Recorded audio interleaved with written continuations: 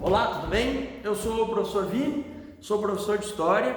Eu gravo aí algumas resoluções de prova e aqui eu estou gravando para ti a prova da UFPR 2019, processo seletivo 2019. Vale lembrar que ela é realizada no ano de 2018, que vale, né, para os alunos ingressarem em 2019, e eu resolvo as provas de conhecimento geral da prova de História, né? Então aqui a questão 03. O que diz a questão 03? A questão 03 vai nos trazer um ano em específico, o ano de 1968. Por isso que eu chamei a atenção sobre o ano que é realizada a prova. Está aparecendo nessa prova de 2019, mas realizada em 2018, as efemérides. O que são efemérides? São provas associadas ao ano, né? Que comemoram aqui datas fechadas de 10 anos, 20 anos, 30 anos, 50 anos, 70 anos, assim por diante. Então, 1968, 2018, entendeu a lógica? Antes eu resolvi, tu pode dar uma olhada aí, sobre a questão número 2. A questão 2 falava sobre as constituições, porque 2018 comemorava-se os 30 anos de 88, Constituição de 88.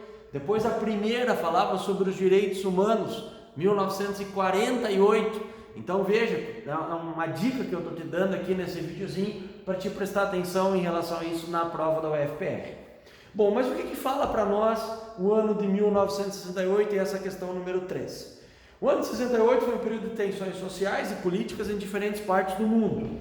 A respeito de alguns desses movimentos históricos, identifique como verdadeiras ou falsas as seguintes alternativas. Então a primeira: no Brasil, houve a promulgação do AI-5, Ato Institucional número 5, AI-5, né? Isso aí é verdadeiro e falso. AI-5, o Ato Institucional número 5 foi aquele que vai criar a Lei de Segurança Nacional, que vai abolir o habeas corpus, é o auge da ditadura militar, governo Costa e Silva. E o que diz ali, pela ditadura civil-militar, aumentando a repressão a grupos considerados subversivos ou comunistas pelos governantes. Isso aí é fato, é verídico, tá? Essa alternativa verdadeira. É a partir do AI-5 que o governo vai ter uma espécie de salvo-conduto para reprimir com violência esses movimentos que contestavam o regime militar.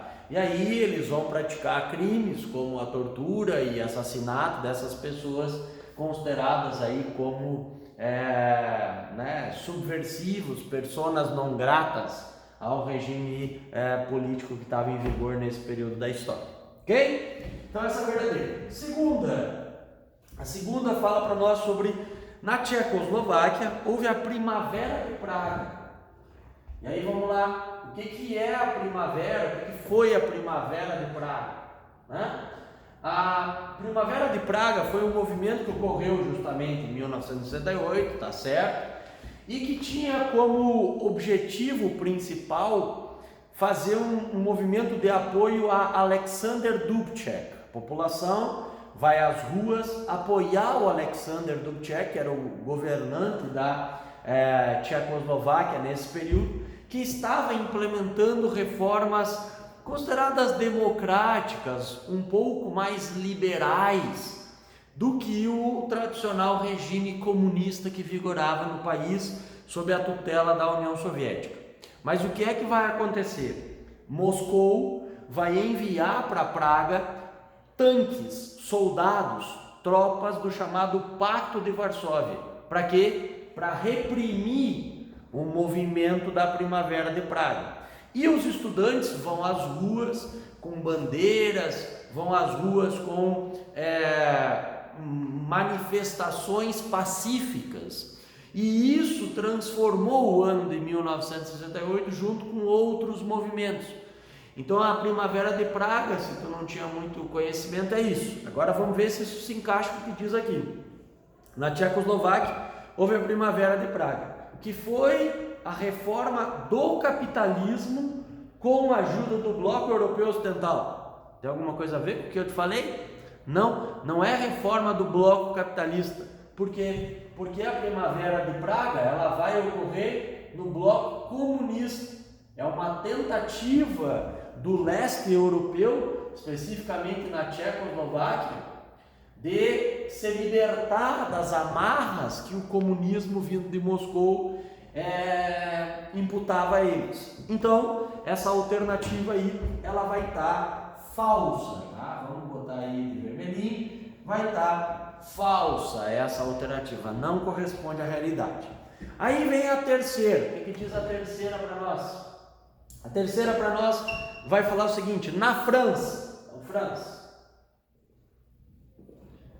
houve mobilização de trabalhadores em greve por ampliação de salários e direitos, além da contestação de jovens estudantes contra o autoritarismo do ensino e a ordem vigente. Perfeito. Na França, nós vamos ter um movimento que ficou conhecido como Maio de 1968. Maio de 1968 mudou o mundo. Por quê? Porque pela primeira vez os jovens, adolescentes, estudantes universitários vão ter um papel primordial. Eles vão deixar de ser coadjuvantes para exercer o estrelato na luta política, na consciência de a construção de um novo mundo que eles faziam parte. Eles não estavam à parte do mundo, eles fazem parte, eles têm que participar. E aí os jovens da Universidade Sorbonne em Paris vão organizar inicialmente um movimento contra o autoritarismo da reitoria da universidade. E esse movimento vai acabar ganhando as ruas e provocando uma greve geral na França. Essa greve geral, ela acabou lutando por direitos trabalhistas e também questionou algumas atitudes do governo francês, que eram do general Charles de Gaulle, que impunham pesadas punições aos que tentavam organizar na Argélia o processo de independência ou de descolonização da Argélia. Então esse movimento ele mudou a história não só da França, mas a história mundial, porque vários acontecimentos de 68, de 69, movimento de contracultura dos Estados Unidos, o Woodstock, eles vão surgir a partir desse movimento estudantil francês. Então, a princípio está tudo certo, porque diz ali, houve mobilização dos trabalhadores em greves, além da contestação de jovens estudantes contra o autoritarismo do ensino e da ordem vigente. Então, tudo certo. Aí, vamos para a última, que diz para nós a última. Nos Estados Unidos, aumentaram as tensões raciais entre negros e brancos, com o assassinato do ativista Martin Luther King Jr. O Martin Luther King foi assassinado, infelizmente, em 1968 mesmo, na cidade de Memphis, no Tennessee. O assassinato dele está envolvido com protestos que estavam ocorrendo lá na cidade de Memphis. Eram protestos de catadores de material reciclável, de lixeiros, que estavam criando uma campanha chamada I am a man, eu sou um homem, porque o prefeito da cidade de Memphis havia feito declarações pejorativas em relação aos lixeiros, que eram na sua maioria provenientes de populações negras.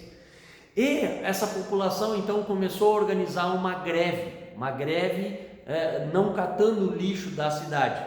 E aí isso mobilizou o Martin Luther King, que foi até a cidade, mas infelizmente ele foi alvo de um atentado. Ele estava hospedado num hotel e na sacada do hotel um atirador então de elite matou ele nesse local.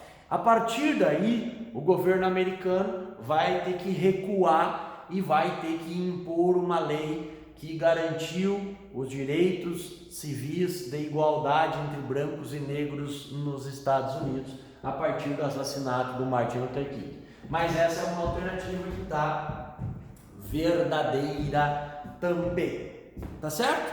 Se ficou com alguma dúvida, tu deixa aí nos comentários alguma coisa que eu te ajudo. Lembrando que a questão vai estar aí também nos comentários à tua disposição. E no mais, obrigado aí pela audiência. Valeu, um grande abraço.